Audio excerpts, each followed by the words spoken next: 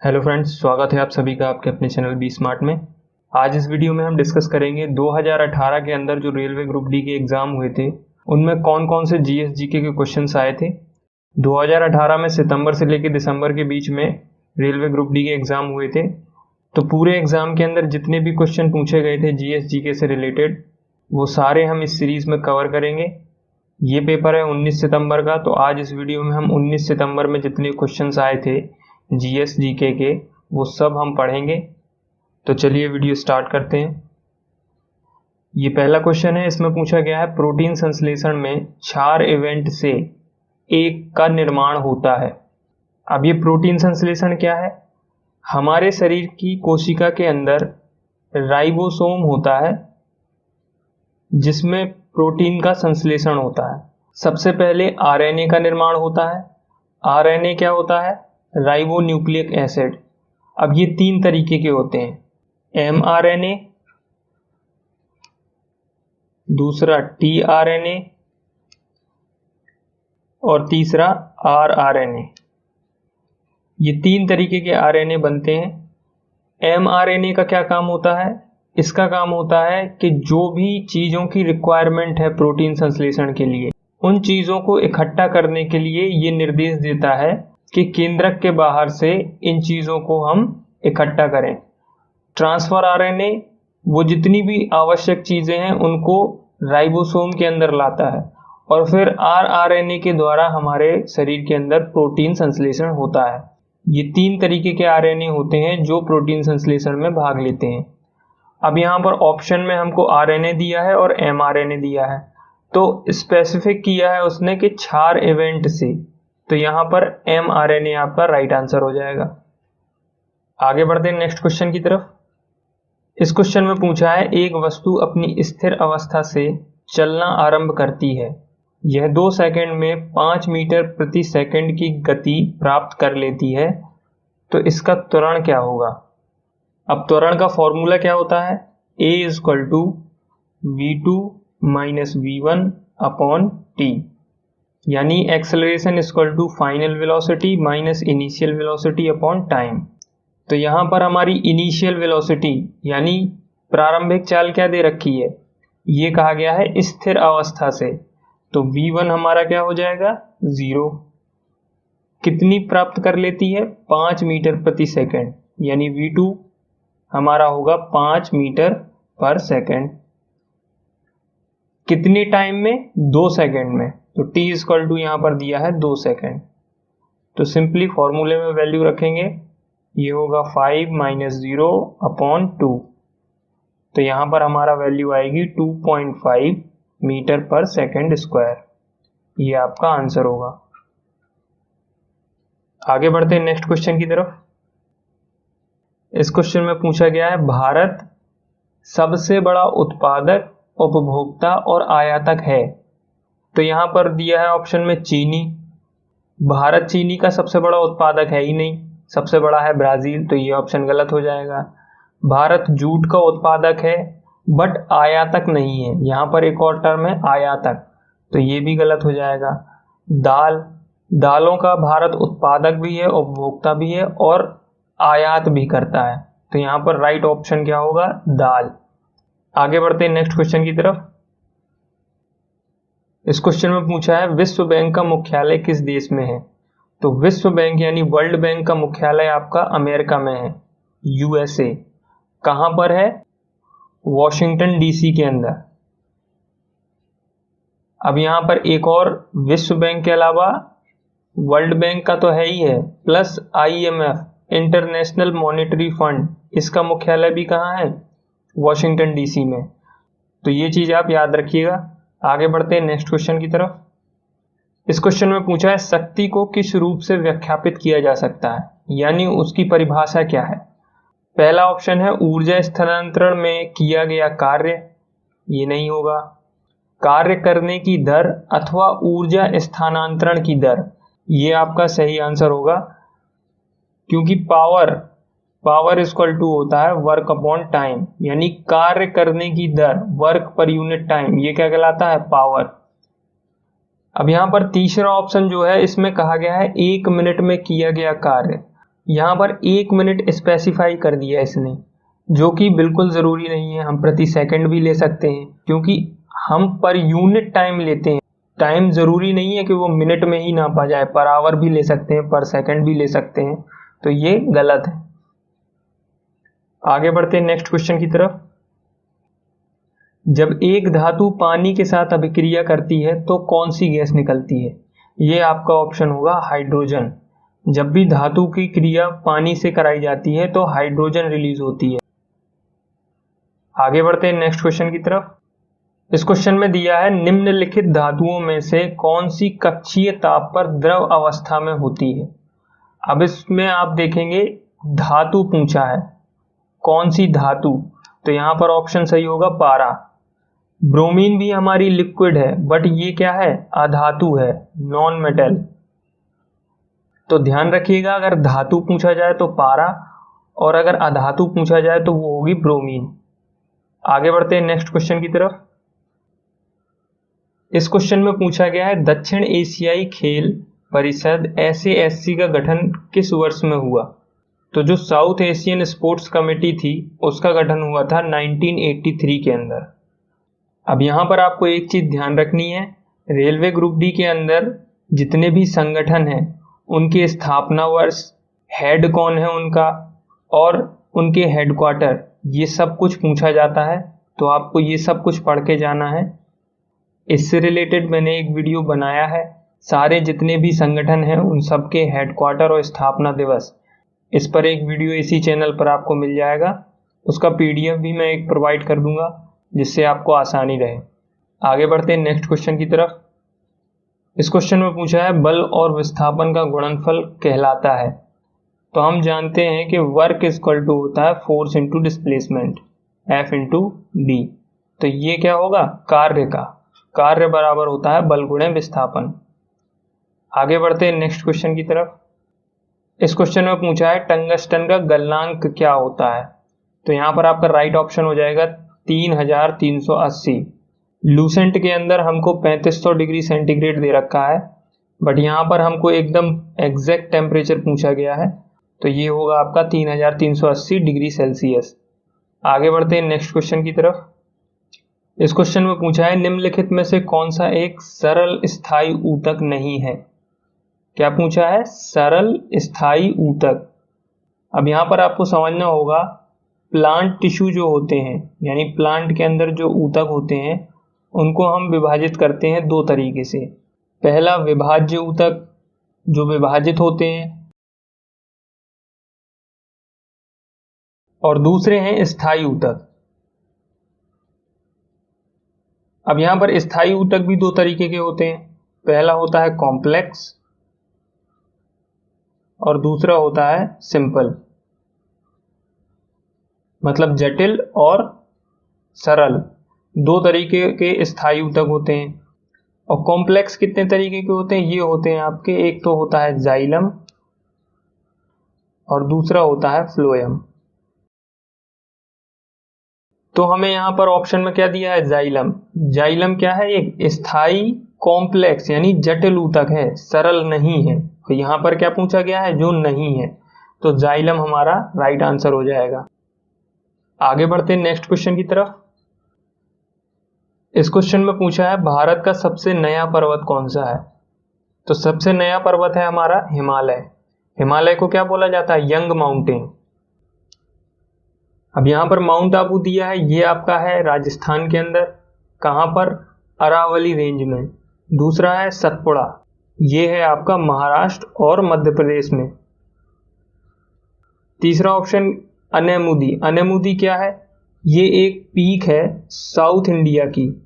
कौन सी, सबसे ऊंची, हाईएस्ट पीक साउथ इंडिया की क्या है, अनेमुदी। आगे बढ़ते हैं नेक्स्ट क्वेश्चन की तरफ।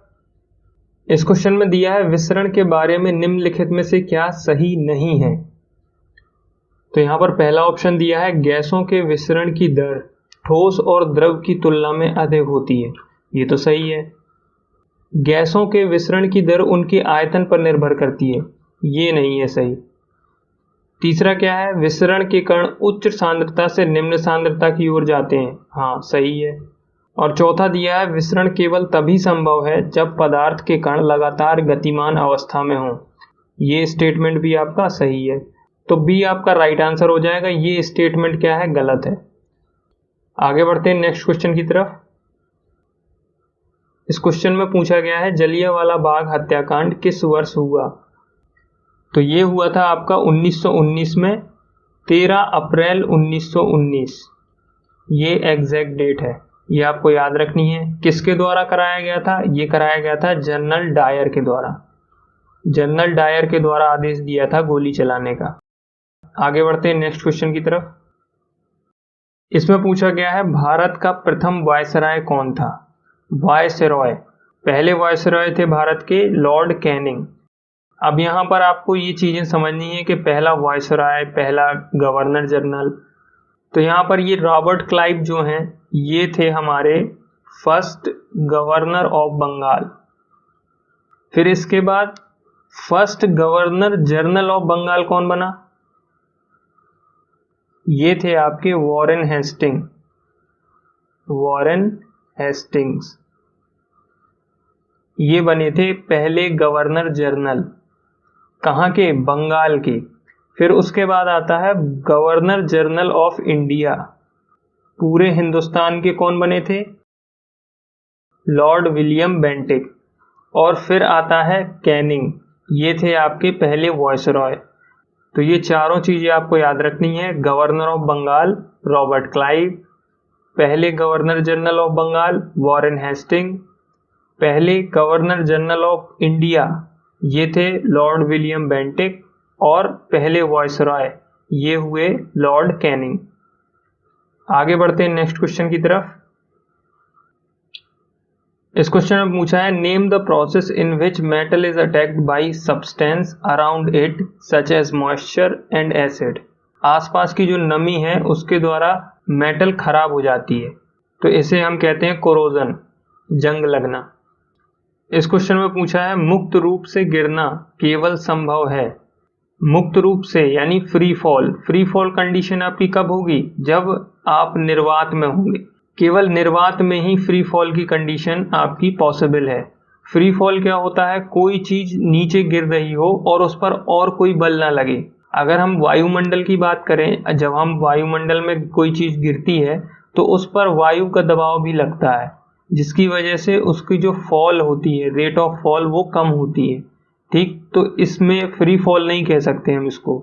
निर्वात में क्या होता है, हवा नहीं होती, कोई ऐसी चीज नहीं होती जिससे उसको रोका जाए गिरने से, तो इसे, उस कंडीशन को हम क्या बोलेंगे, फ्री फॉल।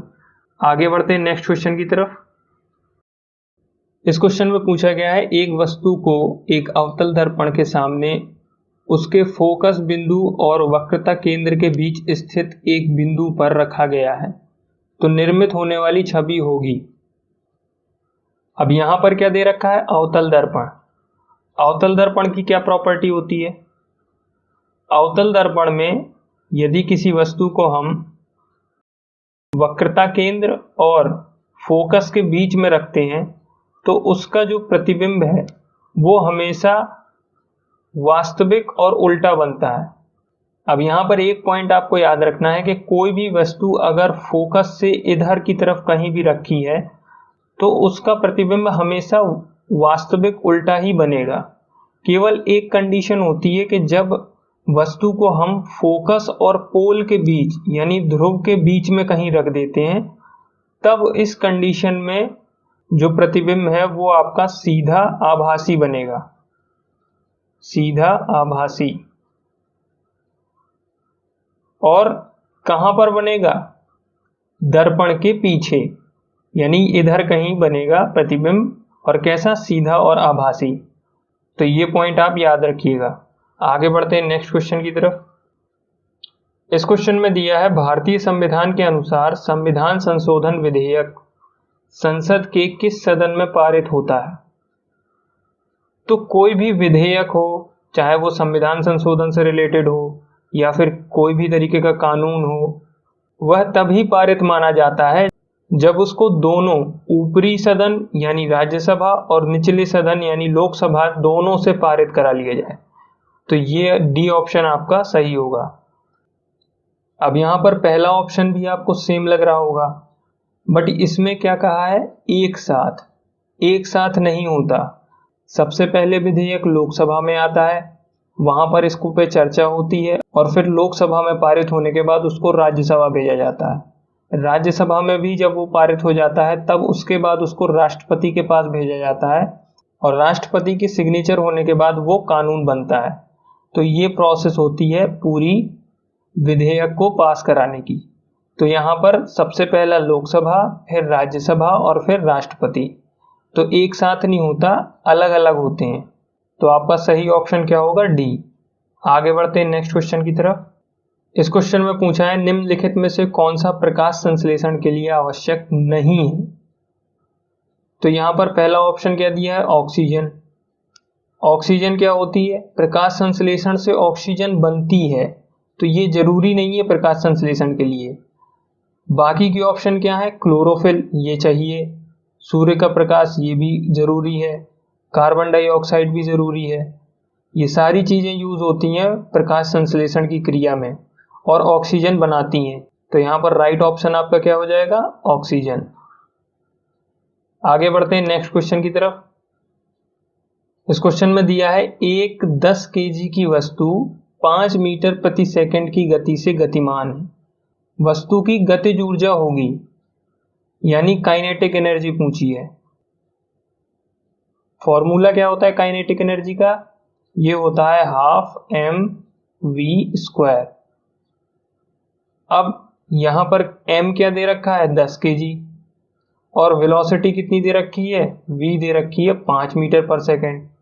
तो सिंपली वैल्यू पुट कर लीजिए, 1/2 m की वैल्यू है 10 और वेलोसिटी कितनी है 5, यानी 5 का स्क्वायर। तो ये आपका कट जाएगा 5 बार और ये क्या हो जाएगा 5 का क्यूब, यानी 125 जूल आपका राइट आंसर होगा।